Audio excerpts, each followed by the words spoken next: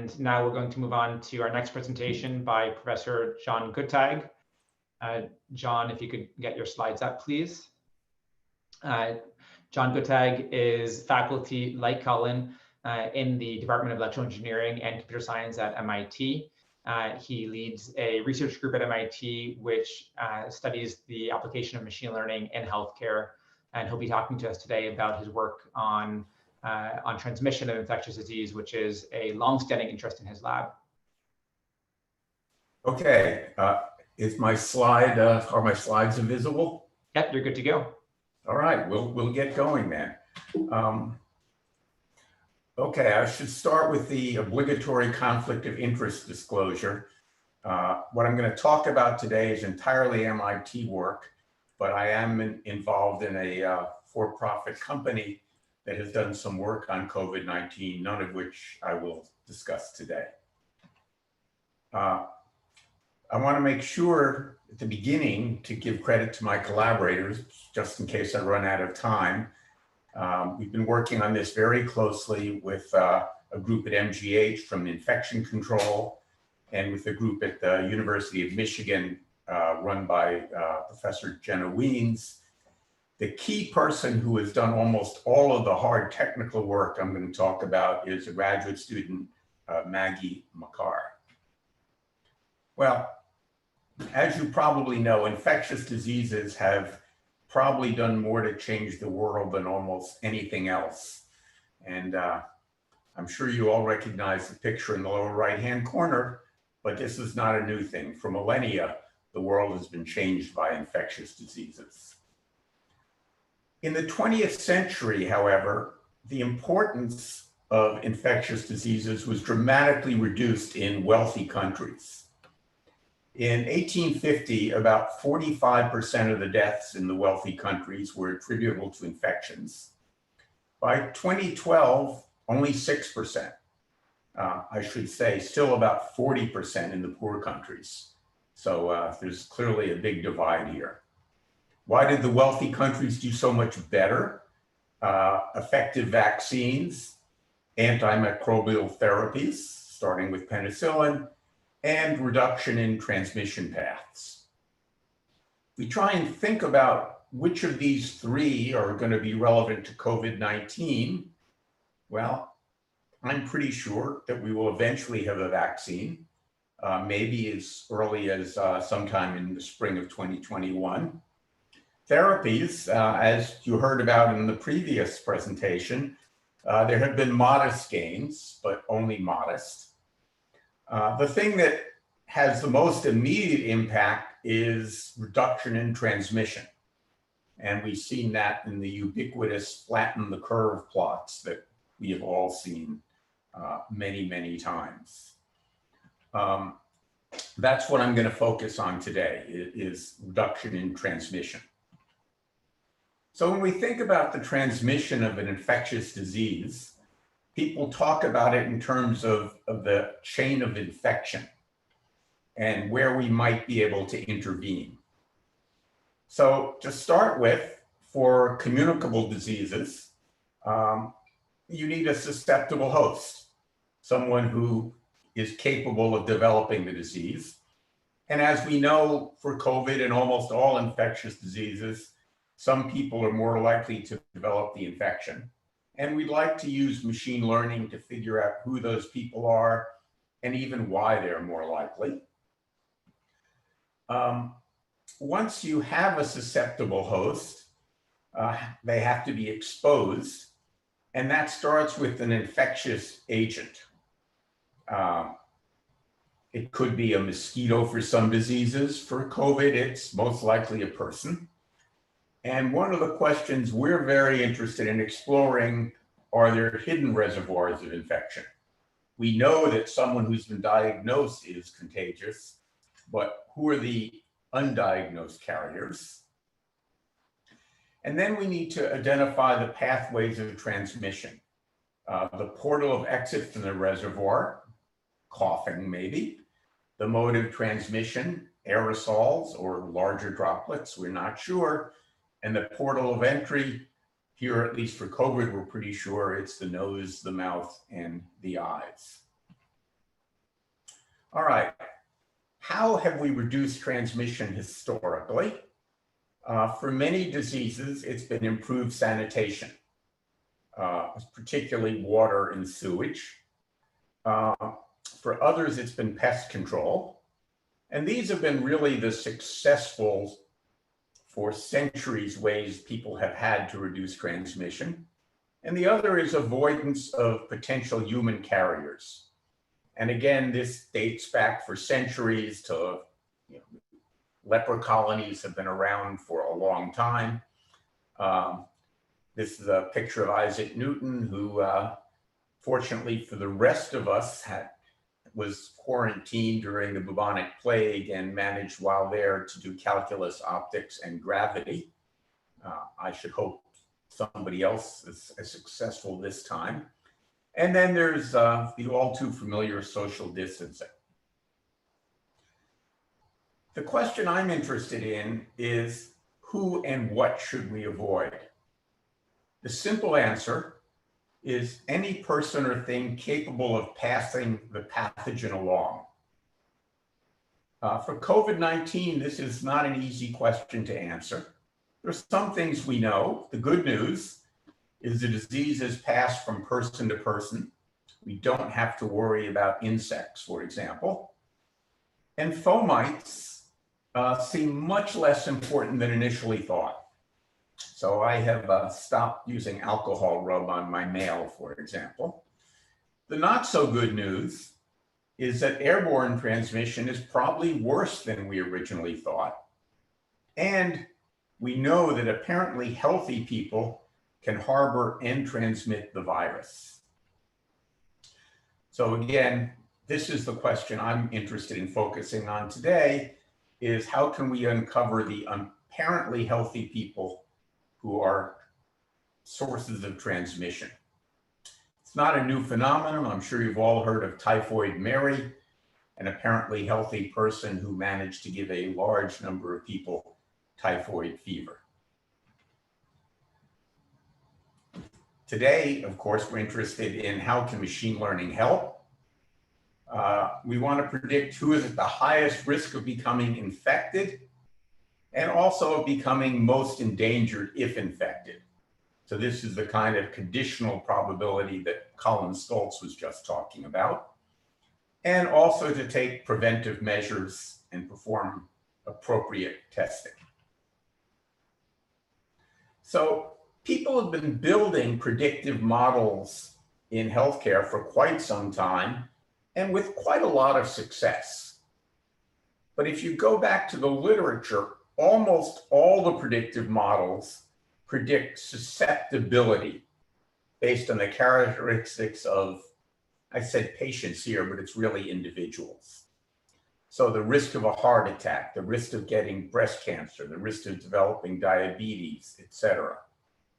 And these are based upon intrinsic properties of the individual, not their exposure to the disease. And that makes perfect sense for things like a heart attack or breast cancer or diabetes. Similarly, the potential impact of therapies has been based upon individuals' characteristics. But the minute you talk about an infectious disease, as we've been saying, you have to start worrying about exposure, not just susceptibility. And this is much harder. So over the last really half dozen years, well before COVID was raging, we started developing models to separate vulnerability and exposure. To do that, we modeled a transmission network, incorporate asymptomatic carriage, and recently have spent a lot of effort thinking about how to model the fact that testing is incomplete. It's both sparse and heavily biased. All right, so let's talk about understanding transmission. We've looked at two different models, a latent variable model, and we're trying to estimate the latent spreaders, and a self-exciting point process models in which we try and estimate the ripple effect of a case. Today, I want to talk about the latent variable models. So here's a very simplified version. We start by building a network of connectivity of patients or individuals, who's connected to whom. And for each diagnosed individual, we increase the probability that the individual's neighbors are spreaders of the disease, whether or not they have been diagnosed. For each undiagnosed individual, we decrease the probability that that individual's neighbors are spreaders of the disease. So that's a very rough overall picture. And for those of you who like plate diagrams, here's a plate diagram describing the probabilistic model we use. I don't have time to go into details.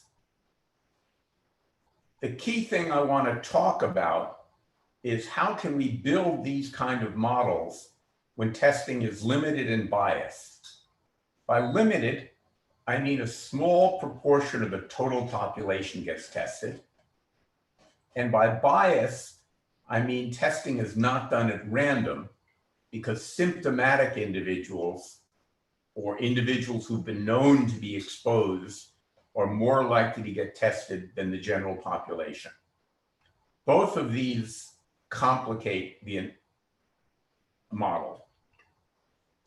So here's, again, an oversimplified version of the model. Imagine that we're asking about the person in the middle. We have characteristics of each individual at time t. And this is also important because time plays an important role in the transmission of diseases, obviously. So we can't ignore time. So time is built into the model. So we ask, what are the characteristics of patient I at time t? And what is the exposure of patient I at time t? And roughly speaking, we estimate the exposure of individual I as the sum of the neighbors of I, which I'm calling J. So Y sub J at time t plus 1. Y is, do they have the disease? Have they been diagnosed? And more complicated is eventually, are they undiagnosed carrier? And that's all at time t minus 1. Think of it as the day before we make the prediction for patient I. And then what we want to learn is a function from the characteristics of X and the exposure of X at time t to whether or not I gets the disease at time t plus 1. Unfortunately, we don't have enough data on COVID for testing our model. So we did two other things.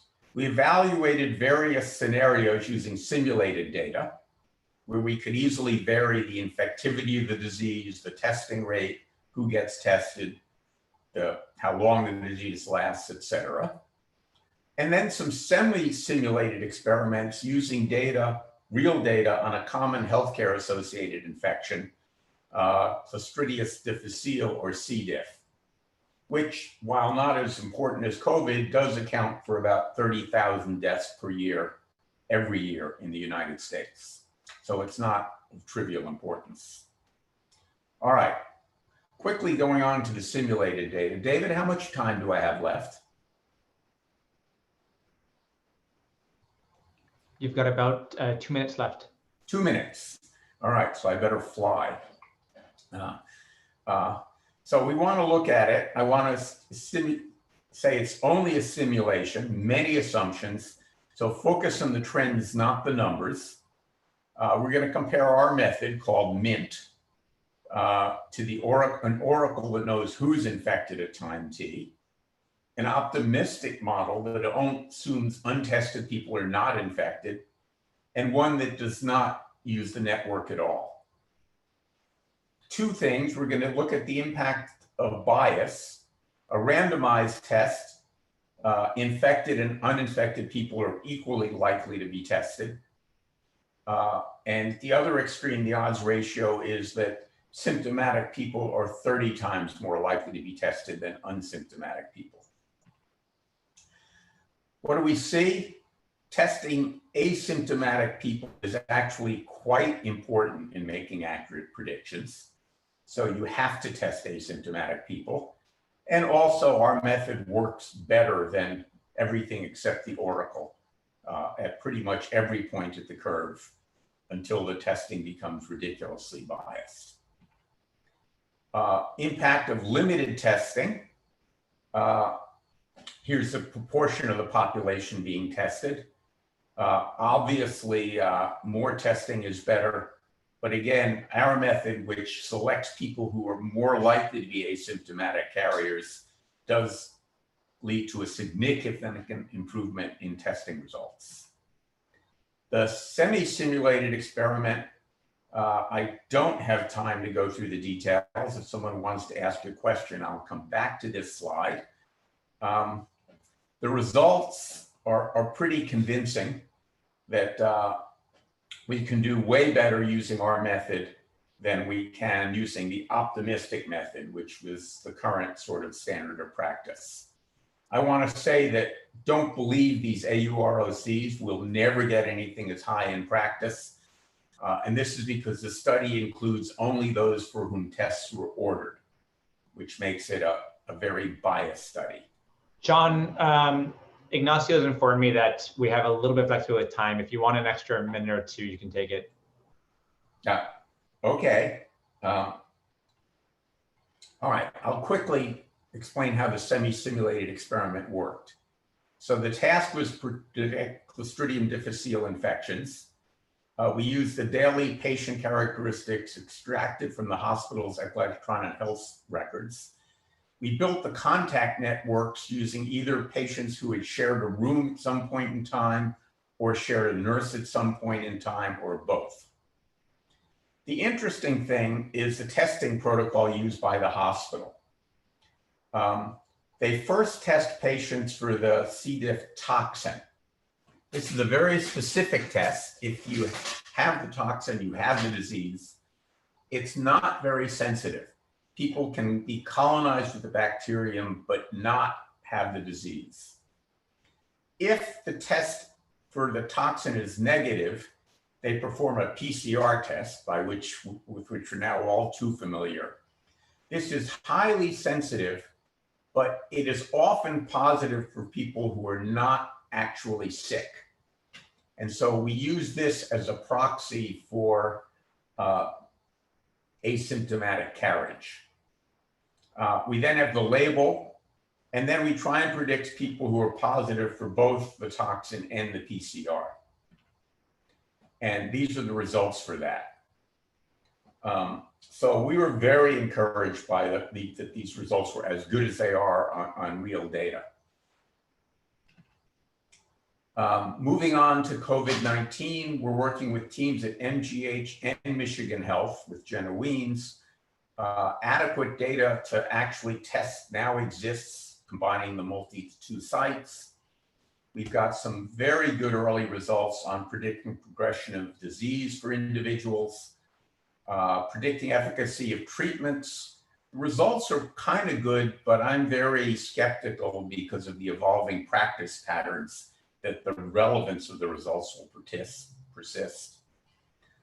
Understanding passive transmission is quite a challenge. It's not clear how to build a connectivity social network. Contact tracing is of poor quality and yet, as of yet, not easily available. And there are really no data on networks without diagnosed disease in them. But we think we can do simulations that model with what-if scenarios that will be potentially quite useful in formulating testing policies. And so that's the focus of our current research, is to develop research results and models that will let people investigate how different policies about whom and when to test can impact reduction in disease transmission. And with that, I'll stop, and whatever time is left, take questions. Thanks, everybody. Thank you so much, John, for that talk. I'd like to remind everyone that we can take Q&A. If you, on the very bottom of your screen, there's a Q&A button. If you click there, you should be able to ask questions. And then I can see those questions and ask them to our speakers. John, I'd like to start out with a higher level question about where you see the methodology that your lab has been developing potentially contributing to the type of SIR, SIRS type models that we commonly see being used today to model transmission for COVID. We'll start there, and I have a couple follow-up questions. So this is a technical question of how are the models different? No, not how the model is different, but I'm trying to think through, particularly with regards to these latter questions, latter parts that you have in your slide here, how it's difficult to build connectivity social network. There's poor contract tracing data available. And so some of your earlier work, if I recall, really depended very heavily on having that good sort of network information. Right. Here, that information is latent. Right. So what is the path forward? Okay, so a couple of things. So one is we do think it's very important to incorporate individual characteristics in the model as well as just the network. Most of the existing work does one or the other, but not both. So we think it's important to combine the two. As far as what the networks look like, there are some interesting natural experiments happening. For example, at MIT. The good news and the bad news. The good news is the infectivity rate at MIT is very low. That's good news for MIT. It's not such good news for our research, but there are networks there. We really do need to get out into environments where there's more networks. And there are a lot of natural experiments. For example, there's a church in Maine that has done a nice experiment. And so we're going to have to go out and hunt some of those things down. I think the main thing, though, is to be able to develop models that say, if this is what the network looks like, here's the testing you should do. So, for example, our models now suggest that MIT is in a region of dramatically diminishing returns in testing. And they should probably do less testing than they're doing. One of the questions that we got via the Q&A was about how one could try to parameterize models in terms of characteristics such as connectivity patterns on individuals based on physical distance, familiar relations, and so on. Right, and that's what our models are doing. So our simulation parameterize all of those things.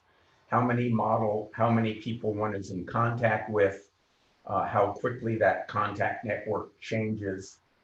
And it allows us to quantify things that are intuitively obvious, right? The more people you're in contact with, the more you're exposed.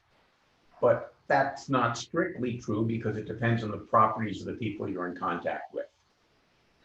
Over the last few months, there's been a lot of press around Google and Apple's work on trying to collect mobility information from individuals to aid in contact tracing efforts to try to understand better where our locations with possible high likelihood of transmission due to many people being co-present. Any thoughts on how one could make use of that type of data, perhaps in partnership, to try to build some of the models that you spoke about today? It's possible if they actually wanted to cooperate. One of the complications is that for good reasons, there's a lot of privacy concerns around knowing who has gotten sick and when they have gotten sick. So one of the problems we've seen is some of the databases date shift so that you can't figure out who the individuals might be. And once you've date shifted, it becomes very hard to model transmission. And so there's going to be a balancing act here. One would hope that we will have access to these things. But absent that, I think you can still do a lot of stuff with simulation models here. And I think it would be a mistake to wait until we have real data, because it might then be too late to actually do things. So I think we can make progress with what we have, and we should go ahead and do that. Thank you so much, Professor Guttag, for the fascinating talk and for your work in this space.